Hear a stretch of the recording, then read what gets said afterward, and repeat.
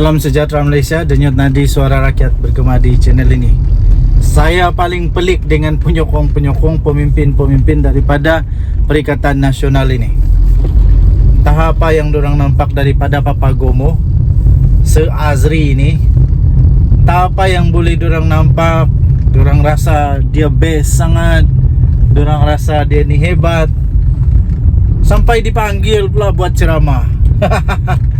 Tak tahulah apa yang ada pada Papagomo. Yang kita tahu sekarang ni Papagomo sudah didakwa kerana menyentuh kes-kes 3R.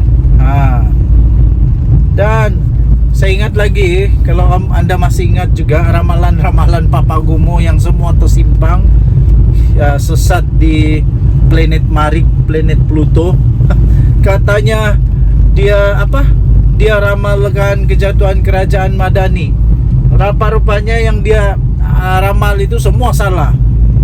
Bukan je salah, selepas dia ramal, tak lama lepas dia ramal, rupa-rupanya yang terjadi apa ya tuan-tuan dan puan-puan, pemimpin-pemimpin, calon-calon wakil rakyat daripada Perikatan Nasional pula tiba-tiba sokong Datuk Seri Anwar Ibrahim, kerajaan Madani. Bukan yang kerajaan yang jatuh, bukan kerajaan bertukar kah, jatuh kah seperti yang diramal oleh Papagomo ni. Tapi apa yang jadi makin kuat pula. Tapi yang peliknya, walaupun ramalan yang tak kena pun, PN tetap panggil se-Azri beri ceramah pada kempen PRK KKB. Setidak pastilah orang mau percaya lagi kan cakap dia ni. Ramalan dia semuanya meleset. Menerusi platform X, Malay Digest, Papagomo dikatakan yakin bahawa Perdana Menteri Datuk Seri Anwar Ibrahim sedang berada dalam ketakutan akibat kehilangan majoriti dalam Ahli Dewan Rakyat. Apa hilang pula? Baru satu je pun. Satu saja pun. Itu pun Syed Saddiq. Syed Saddiq je pun. Lepas tu apa yang jadi? Syed Saddiq satu, yang sokong Datuk Seri Anwar Ibrahim berapa? 5 atau 6 orang. Itulah yang jadi. Takut apanya? Inilah, saya pun tidak pasti apa lagi dia punya taktik kali ini. Beliau mendedahkan sebelum ini, beliau pernah meramalkan kejatuhan kerajaan Pakatan Harapan 1.0 pada tahun 2020. Dan sekali lagi meramal jajaran baru politik UMNO PKR DAP pada tahun 2021. Tapi semuanya tidak jadi.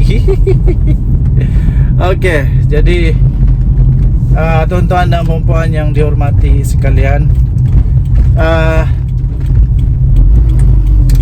tidak pasti apa yang ada pada se-Azri ini.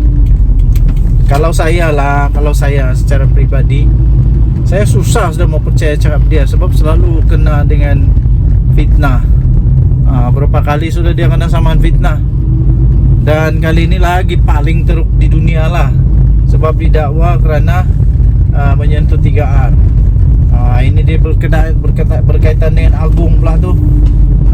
Jadi memang pelik bin ajaib lah, kenapa Perikatan Nasional memanggil dia untuk berceramah. Entah apa yang dia cakap waktu ceramah pula. Harap-harap dia tidaklah melakukan apa-apa lagi provokasi kah, tidak melakukan lagi apa-apa fitnah kah, apalagi untuk memburuk-burukkan Agung, institusi diraja. Harap-harap Papagomo tidaklah menunggang 3R. Harap-harap jangan tunggang 3R. Nanti kalau kena tangkap, jangan pula cakap ini salah Anwar Ibrahim.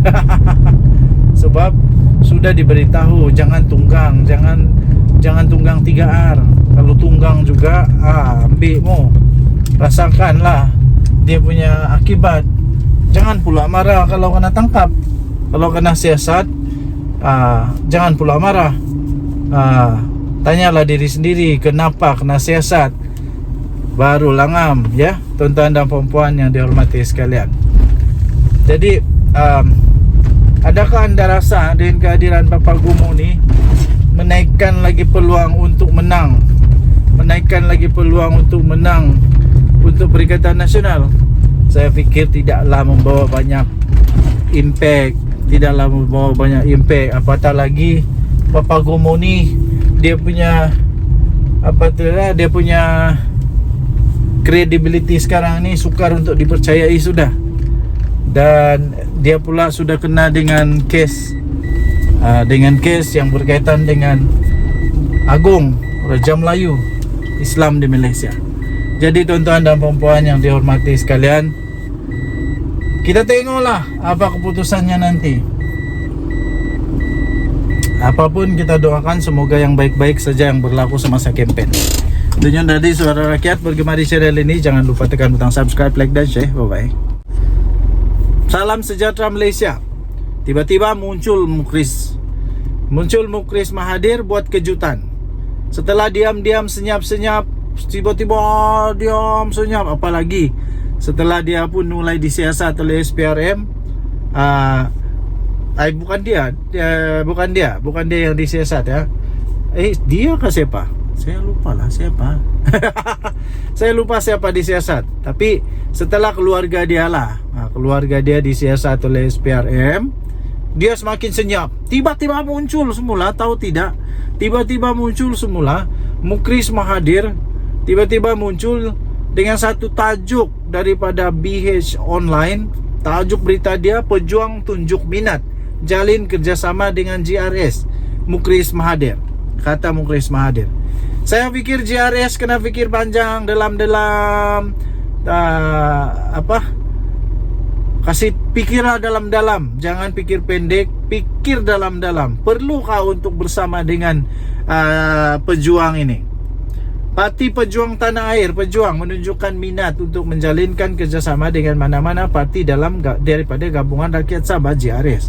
Saya nak beritahu kepada JRS, saya mau bagi tahu JRS lah, wahai JRS, jangan terima. Kalau saya jangan terimalah.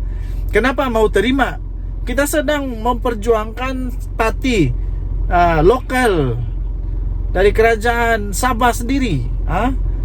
Tiba-tiba kita mau lagi dari Pejuang. Aduh, ini bukan ke depan, ini ke belakang nih pertama. Kedua, mau buat apa kerjasama dengan parti yang tidak kuat manapun? Sudahlah tidak kuat, kalah teruk, memalukan lagi waktu PRU yang lalu. Kalau mau jadi juara, berkawanlah dengan orang juara. Begitu kan? Kalau mau menang, berkawan dengan orang menang. Jangan berkawan dengan orang yang paling kalah. Teruk pula tu, dapat deposit pun tidak. Kalau berkawan dengan diorang di Pejuang, dah tahu apa boleh menang kah tidak pastilah. Tapi itu pendapat saja. Kalau JRS mau bersama diorang, silakan. Tapi saya rasa akan ada impact yang besar kepada ahli-ahli akar umbi.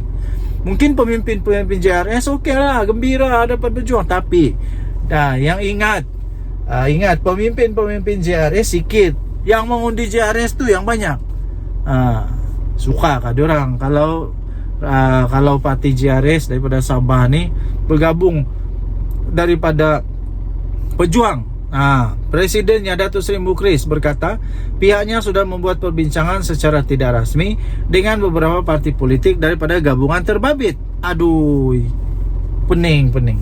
Saya pun dah pasti kenapa ini parti mau juga bekerja sama dengan Mahathir lagi.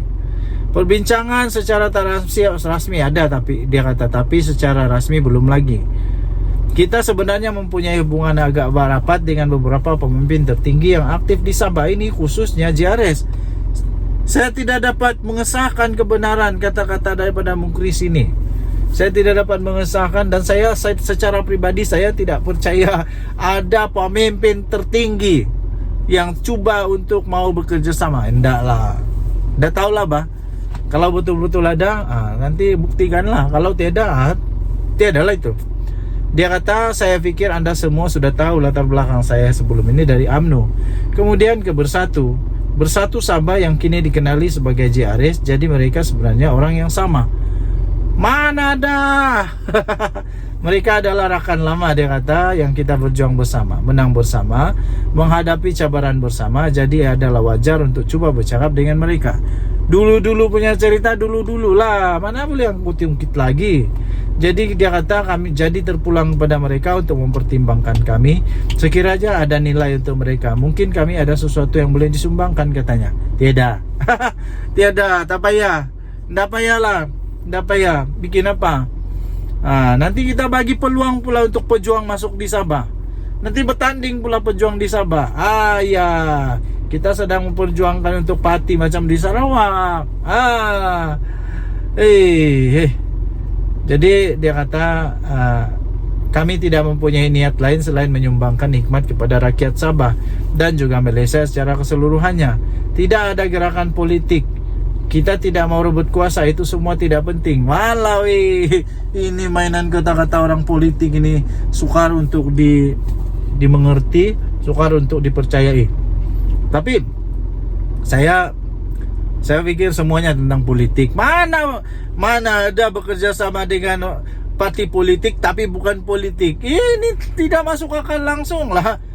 Ini buat cerita tentang politik, lepas itu tak ada tentang politik. Tidak masuk akal. Dia kata tujuan kami tidak lain tidak bukan mau menyumbang kepada kesejahteraan rakyat. Tidak perlu, ZRS sudah cukup. Jangan tambah lagi banyak lagi parti di Sabah. Oke. Turut hadir Ketua Pejuang Sabah Nicholas Sylvester dan timbalannya Razif Abdillah. Suka hati kamu lah. Kalau kamu mau juga itu suka hati kamu. Tapi bagi saya cukuplah ada JRS di Sabah. Cukuplah parti-parti yang disambal lagi sudah ini. Jangan lagi kasih tambah. Dan tadi suara rakyat bergema di channel ini. Bye bye.